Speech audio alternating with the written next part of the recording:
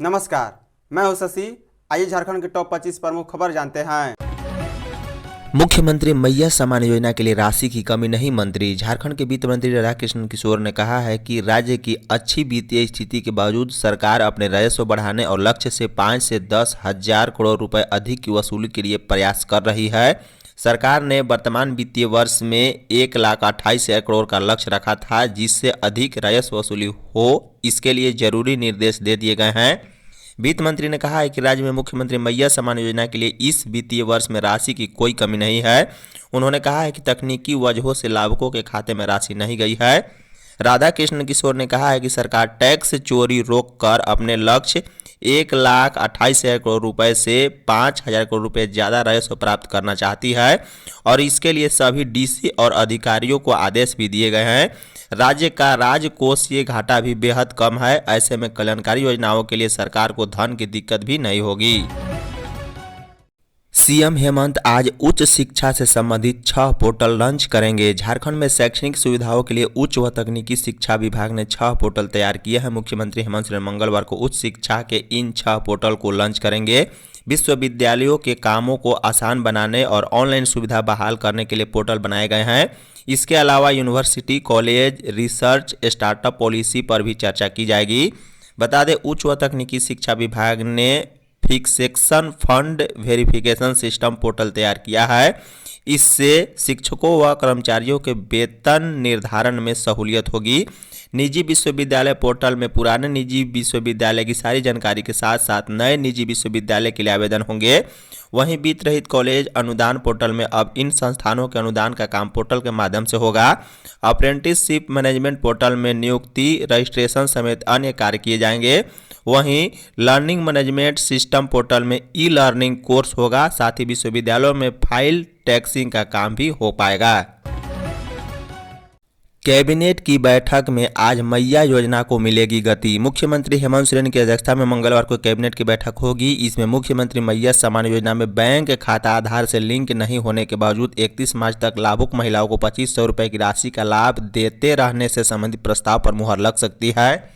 इस योजना की वैसी महिला लाभुक जिनका बैंक खाता आधार से लिंक नहीं है, उन्हें 31 मार्च तक अपने बैंक खाते को आधार से लिंक करा लेना होगा। अगर खाता धारक ऐसा नहीं करती है तो अप्रैल से मैया सम्मान योजना का लाभ नहीं मिल सकेगा।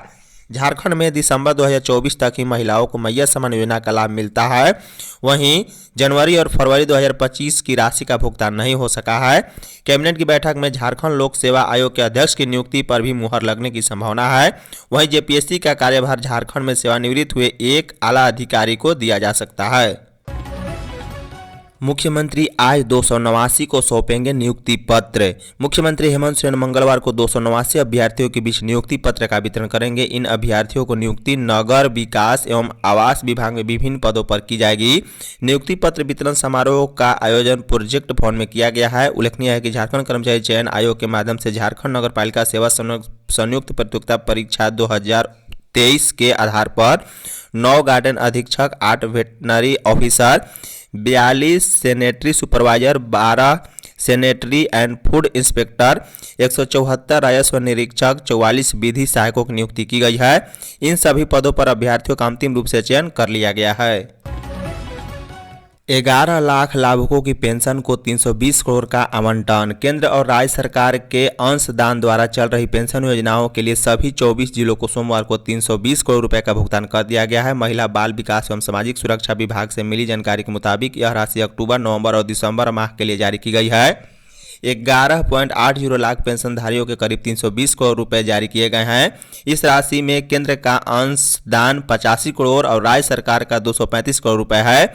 इन पेंशनधारियों को 4 माह बाद एक साथ 3 महीने की पेंशन इसी माह जारी हो पाएगी।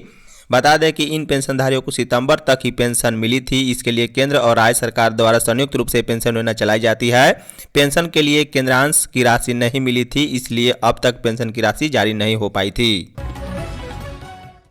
पारसनाथ को लेकर 12 मार्च को आदिवासियों का महाजुटान। संथाल आदिवासियों के धार्मिक स्थल पारसनाथ पर्वत को लेकर आदिवासी समाज और जैन समुदाय के बीच एक बार फिर विवाद गहरा गया है। इसको लेकर संथाल आदिवासियों ने क्रमबद्ध आंदोलन की घोषणा कर दी है। गिरिडीह जिले में स्थित पारसनाथ पर्वत को संथाल समाज के लोग मरांग बोरू के नाम से पूजते हैं। इस पर्वत के लिए शुरू किए जा रहे आंदोलन के तहत 12 मार्च को देश भर के आदिवासी का महाजुटान होने जा रहा है। मरांग बोरू जुग जाहेर थाना संगठन की ओर से इस आंदोलन का ऐलान किया गया है। पारसनाथ पर्वत के स्वामित्व को लेकर 12 मार्च को देश भर के आदिवासी मधुबन में एकजुट होकर प्रतिरोध मार्च निकालेंगे। संगठन के मीडिया प्रभारी दुर्गाचरण मुर्मू ने केंद्र सरकार और जैन समाज के खिलाफ नाराजगी व्यक्त की है। लातेहार में किसानों का जमीन समाधि सत्याग्रह शुरू। लातेहार के चंदवा प्रखंड के कामता पंचायत के सांसद आदर्श ग्राम चौवाग के किसानों ने अपनी मूलभूत सुविधाएं बिजली, पानी, सड़क आदि की मांग को लेकर सोमवार से जमीन समाधि सत्याग्रह शुरू कर दिया है। किसान खुले आसमान के नीचे धूप में भूखे प्यासे 2 फीट से अधिक गड्ढे के कब्र में लेटे हैं। सत्याग्रह 10 बजे से शुरू होकर 2:30 बजे तक चला। खुले कब्र में लेटकर इस सत्याग्रह की अगुवाई कर रहे पंसस आयूब खान ने कहा है कि वर्ष 2017-18 में भाजपा के चतरा लोकसभा क्षेत्र के पूर्व सांसद ने सांसद आदर्श ग्राम के रूप में आदिवासी बहुल चौवाग ग्राम का चयन किया था। जिला प्रशासन ने संपूर्ण कामता पंचायत को सांसद आदर्श पंचायत घोषित कर दिया है। पहना पानी, अलुआ, परहिया टोला आदि गांव में अच्छी सड़कें नहीं हैं। इसके कारण इमरजेंसी में इन टोलों में बीमार मरीज को अस्पताल ले जाने के लिए एम्बुलेंस भी नहीं पहुंच पाती है। झारखंड के रेलवे स्टेशनों पर बढ़ेगी चौकसी, पुलिस रहेगी अलर्ट। महाकुंभ के मद्देनजर प्रयागराज आने जाने के दौरान रेलवे स्टेशनों पर हो रही भगदड़, भीड़ भाड़ व विधि व्यवस्था संबंधित परेशानियों को देखते हुए झारखंड पुलिस ने भी ठोस रणनीति बनाई है। एडीजी अभियान डॉक्टर संजय आनंद राव लाटकर ने इस मुद्दे पर सोमवार को सभी रेल पुलिस व जिला पुलिस के साथ वीडियो कॉन्फ्रेंसिंग से बैठक की है। बैठक में निर्णय लिया गया है कि महाकुंभ के मद्देनजर रेलवे स्टेशनों पर चौकसी बढ़ेगी, जिला पुलिस भी अलर्ट रहेगी। इसके लिए जिला पुलिस व रेलवे स्टेशन के नियंत्रण कक्ष आपसी समन्वय से विधि व्यवस्था संभालने में अहम भूमिका निभाएंगे। यह व्यवस्था 26 फरवरी तक चलने वाले महाकुंभ मेले को देखते हुए की जा रही है। बता दें, सभी एसपी डीसी जिला में कम से कम एक डीएसपी स्तर के अधिकारी एवं दंडाधिकारी को रेलवे स्टेशन जहां पर भीड़ अधिक होने की उम्मीद हो वहां प्रतिनियुक्त करेंगे। महाशिवरात्रि की तैयारी शुरू, उतरने लगे पंचशूल। देवघर के बाबा बैद्यनाथ धाम में महाशिवरात्रि की तैयारी युद्ध स्तर पर चल रही है। बाबा मंदिर परिसर स्थित मंदिरों से पंचशूल उतारने की कार्रवाई शुरू हो गई है। सबसे पहले सोमवार की सुबह परिसर स्थित गणेश मंदिर का पंचशूल उतारा गया। पंचशूल के दर्शन व स्पर्श के लिए परिसर में श्रद्धालुओं की भीड़ उमड़ पड़ी। इस प्रकार क्रमवार बाकी सभी मंदिरों से पंचशूल उतारे जाएंगे। मां संध्या मंदिर, महाकाल भैरव मंदिर, हनुमान मंदिर, मां सरस्वती मंदिर से मंगलवार को पंचशूल को उतारे जाएंगे। सबसे अंत में बाबा मंदिर व माता पार्वती मंदिर के शिखर से पंचशूल उतारे जाएंगे। बता दें, महाशिवरात्रि से एक दिन पहले 25 फरवरी को फागुन कृष्ण द्वादशी तिथि को पंडित गुलाबनंद ओझा के निर्देशन में पंचशूलों की विशेष पूजा की जाएगी। इसके बाद सभी मंदिरों के शिखर पर पंचशूल स्थापित कर दिए जाएंगे। पिछड़ा वर्ग में पकड़ बनाए, ग्रामीण इलाके में मेहनत करे कांग्रेस अध्यक्ष। झारखंड प्रदेश कांग्रेस अध्यक्ष केशव महतो कमलेश ने कहा है कि पार्टी को प्रखंड और पंचायत स्तर पर मजबूत करे, बूथ लेवल पर जोर लगाने की जरूरत है। अन्य पिछड़ा वर्ग ओबीसी में पार्टी जितनी मजबूत होगी, राष्ट्रीय स्तर पर पार्टी उतनी ही सशक्त बनेगी। ओबीसी विभाग के पदाधिकारी ग्रामीण इलाकों में मेहनत करे। वह सोमवार को ओबीसी विभाग की कार्य समिति की बैठक को संबोधित कर रहे थे। उन्होंने कहा कि ओबीसी जाति में बहुत सारी उपजातियां हैं, सभी लोगों की भागीदारी सुनिश्चित करनी होगी। प्रखंड से लेकर जिला तक में हर महीने बैठक होनी चाहिए। मौके पर ओबीसी विभाग के राष्ट्रीय कोऑर्डिनेटर झारखंड प्रभारी राजकिशोर बारिक मौजूद थे। ओबीसी सर्वेक्षण का काम 8 जिलों में पूरा। नगर निकाय चुनाव को लेकर पिछड़ा वर्ग आयोग द्वारा पूरे राज्य में ओबीसी का सर्वेक्षण किया जा रहा है। इसके तहत सोमवार तक राज्य के 8 जिलों धनबाद, गुमला, सिमडेगा, लातेहार, पलामू, गढ़वा, रामगढ़ और पूर्वी सिंहभूम जिले में ओबीसी सर्वेक्षण का कार्य पूरा कर लिया गया है। सोमवार को आयोग को चतरा व पलामू जिला द्वारा 6 नगर निकाय की रिपोर्ट सौंपी गई। इसमें चतरा जिला की चतरा नगर परिषद, पलामू जिला के नगर निगम मेदिनीनगर, नगर परिषद विश्रामपुर, नगर पंचायत हुसैराबाद, नगर पंचायत छतरपुर और नगर पंचायत हरिहरगंज की ओर से आयोग की रिपोर्ट सौंपी गई है।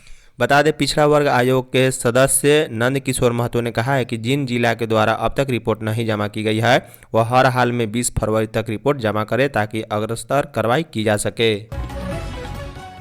आदिवासी बच्चों की शिक्षा के लिए मोदी सरकार संकल्पित, बाबूलाल मरांडी। प्रदेश भाजपा अध्यक्ष बाबूलाल मरांडी ने कहा है कि आदिवासी बच्चों की समुचित गुणवत्तापूर्ण शिक्षा और उनके सशक्तिकरण के लिए मोदी सरकार संकल्पित है। प्रधानमंत्री नरेंद्र मोदी के नेतृत्व में केंद्र सरकार ने झारखंड में आदिवासी बच्चों की शिक्षा और सशक्तिकरण के लिए एक महत्वपूर्ण कदम उठाया है। बाबूलाल मरांडी ने कहा है कि झारखंड में एक साथ 44 एकलव्य मॉडल आवासीय विद्यालय शुरू किए जा रहे हैं, जिससे आदिवासी छात्रों को निःशुल्क और गुणवत्तापूर्ण शिक्षा मिलेगी। ये विद्यालय आधुनिक सुविधाओं और सुरक्षित वातावरण के साथ छात्रों के समग्र विकास में सहायक होंगे। श्री मरांडी ने कहा है कि यह पहल आदिवासी समाज को सशक्त बनाने की दिशा में महत्वपूर्ण साबित होगी। रांची में 3 और 4 मई को राष्ट्रीय ओपन कराटे प्रतियोगिता। रांची में 3 और 4 मई को देश भर में कराटेकारों का जमावड़ा होगा। सिकोकई कराटे इंटरनेशनल इंडिया के झारखंड प्रतिनिधि सिहान सुनील किस्पोटा ने बताया है कि सिकोकई all India open karate championship की मेजबानी झारखंड को मिली है और यह चैंपियनशिप रांची के खेलगांव में होगी। उन्होंने बताया है कि सिकोकई कराटे इंटरनेशनल इंडिया के भारत प्रमुख सह कराटे इंडिया ऑर्गेनाइजेशन के अध्यक्ष हांसी भरत शर्मा ने झारखंड को चैंपियनशिप की मेजबानी दी है। वर्ल्ड कराटे फेडरेशन व एशियन कराटे फेडरेशन के जज व रेफरी चैंपियनशिप का संचालन करेंगे। इस दौरान देश भर से आए पदाधिकारियों के रहने की व्यवस्था रांची के विभिन्न होटलों में की जाएगी। पूजा सिंघल मामले में कोर्ट में ईडी ने दी दलील। मनरेगा घोटाले की राशि की मनी लॉन्ड्रिंग की आरोपित आईएएस अधिकारी पूजा सिंघल की निलंबन वापसी के बाद भी मुश्किलें कम होती नहीं नजर आ रही है। पूजा सिंघल की पोस्टिंग नहीं करने को लेकर ईडी ने कोर्ट में आवेदन दिया है। ईडी की ओर से रांची पीएमएलए की विशेष कोर्ट में दाखिल इस याचिका पर अब 21 फरवरी को सुनवाई होगी। ईडी ने कोर्ट से यह आग्रह किया है कि आईएएस पूजा सिंघल को कोई विभाग नहीं दिया जाए। सोमवार को ईडी और पूजा सिंघल की ओर से बहस पूरी कर ली गई है। कोर्ट ने अग्रिम सुनवाई के लिए 21 फरवरी तक की तिथि निर्धारित की है। झारखंड में 37 कैदियों को मिलेगी जेल से रिहाई। राज्य में आजीवन कारावास की सजा काट रहे 37 कैदी रिहा होंगे। मुख्यमंत्री के आवासीय कार्यालय में सोमवार को आयोजित झारखंड राज्य सजा पुनरीक्षण परिषद की बैठक में विभिन्न जेलों में आजीवन कारावास की सजा काट रहे 37 कैदियों को छोड़ने पर सहमति बनी है। इस बैठक की अध्यक्षता मुख्यमंत्री हेमंत सोरेन ने की। परिषद की इस 33वीं बैठक में कुल 103 कैदियों को छोड़ने के बिंदु पर समीक्षा के बाद इसकी स्वीकृति दी गई। बैठक में नए मामलों के साथ साथ वैसे कैदियों के मामलों पर भी पूर्ण विचार किया गया जिन्हें झारखंड राज्य सजा पुनरीक्षण परिषद की पिछली बैठक में अस्वीकृत किया गया था। इस बैठक में मुख्यमंत्री के अपर मुख्य सचिव अविनाश कुमार, गृह कारा एवं आपदा प्रबंधन विभाग के प्रधान सचिव वंदना दादेल, डीजीपी अनुराग गुप्ता, कारा महानिरीक्षक सुदर्शन प्रसाद मंडल भी उपस्थित थे। धूमधाम से मनी वीर बुद्धू भगत की जयंती। लोहरदगा में शहीद वीर बुद्धू भगत की जयंती धूमधाम से मनाई गई। इस अवसर पर झारखंड सरकार के मंत्री दीपिका पांडे सिंह ने कहा है कि शहीदों की जन्मस्थली को महागठबंधन की सरकार विशेष पहचान दिलाएगी। लोहरदगा के शहरी क्षेत्र के मैना बगीचा में वीर बुद्धू भगत जयंती का आयोजन किया गया। इस अवसर पर विकास मेला का भी आयोजन किया गया।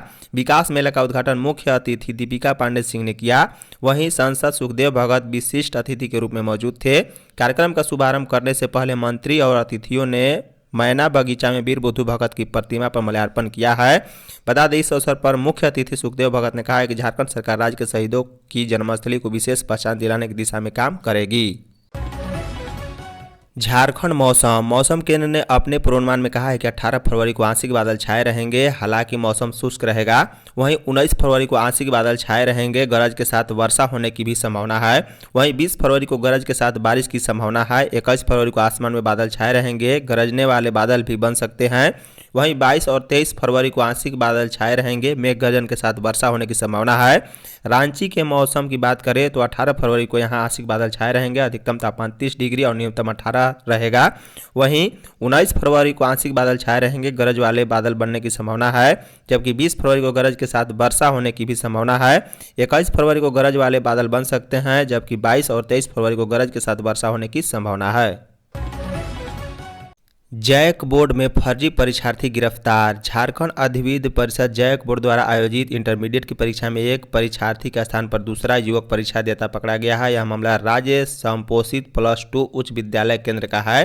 पकड़ा गया युवक 22 वर्षीय प्रिंस कुमार हजारीबाग के केरेडारी थाना क्षेत्र के जोको गांव का रहने वाला है। वह चतरा के टंडवा स्थित वनांचल इंटर कॉलेज के परीक्षार्थी रोहित कुमार साव के स्थान पर शनिवार को परीक्षा दे रहा था। वीक्षकों द्वारा जांच में यह पकड़ा गया है। प्रधानाचार्य सह केंद्राधीक्षक नीरज कुमार ने जानकारी दी है कि इंटरमीडिएट परीक्षा में जांच के दौरान एक फर्जी परीक्षार्थी पकड़ा गया है। प्रिंस कुमार को टंडवा पुलिस को सौंपते हुए कदाचार के आरोप में मामला दर्ज कराया गया है।